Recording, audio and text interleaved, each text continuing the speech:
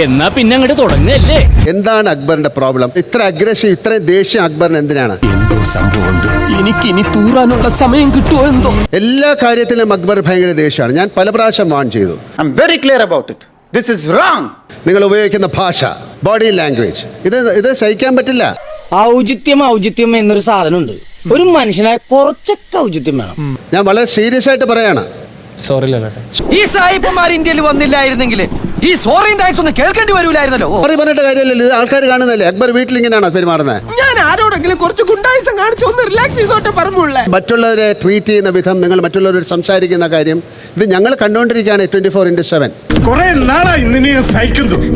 വേണ്ടെന്ന് വെക്കുന്തോറും. അല്ല, മാത്രമല്ല ഞാൻ കണ്ടത് അക്ബർ ആ പില്ലോ എടുത്ത് അയാളെ എറിയുക. എന്താ കാര്യം? നീ തല്ലുണ്ടാക്കിയില്ലേ? ഇതൊക്കെ കേട്ടിട്ട് എന്റെ മസിൽസ് വെട്ടി കേറിയിട്ട് വയ്യ. അക്ബർ ഇതൊന്നും ചെയ്തിട്ടില്ലെന്നാണോ പറയുന്നത്? നിങ്ങൾ ചൈന ഭാഷ പറയുന്നോടാ. കാണണോ പ്രേക്ഷകർ നിങ്ങളെ കണ്ടുകൊണ്ടിരിക്കുക എന്താണെന്ന്? ബിഗ് ബോസ് ആ വളരെ പാവപ്പെട്ട അക്ബറിനെ ഒന്ന് കാണിച്ചു കൊടുക്കും.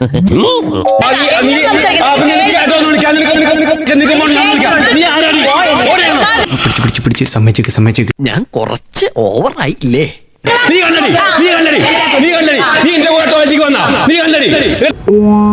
നന്നായിട്ടുണ്ട്. ഇയാൾക്ക് എന്താണ് വയ്യേ? ഞങ്ങൾ മുഴിക്കാൻ കാണിക്കുന്നില്ല, കാണിക്കാൻ പറ്റാത്തതാണ് പലതും. അയ്യേ, ആലോചിക്കും തോറും നാണിച്ച് തൊലി പൊളിയുന്നു. മോശമായി പോയി. നിങ്ങൾക്ക് ഇത് വലിയ ആൾക്കാർ കണ്ടിട്ടോ അക്ബർ വലിയ ഒരാളാണ്, അക്ബറിന് വോട്ട് ചെയ്യണമെന്ന് തോന്നുന്നുണ്ടോ? ഒരു കൈവതം നമ്മള് മാത്രം തെറ്റ് ചെയ്തു പറയുമ്പോ ആയിക്കോട്ടെ, അതിനെന്താ? അത് കൺട്രോൾ ചെയ്യണം. കലിപ്പ് തീരുണ്ടോ ദൈവമേ, അവന്റെ മോതണ്ടല്ലേ. വല്ലാത്ത തലവേദന, ഞാനൊന്ന് കിടക്കട്ടെ.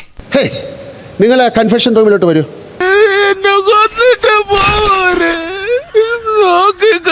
ഇവൻ ആളും ഉണ്ണയാണെങ്കിലും തന്തക്ക് പറക്കാത്തവനാ.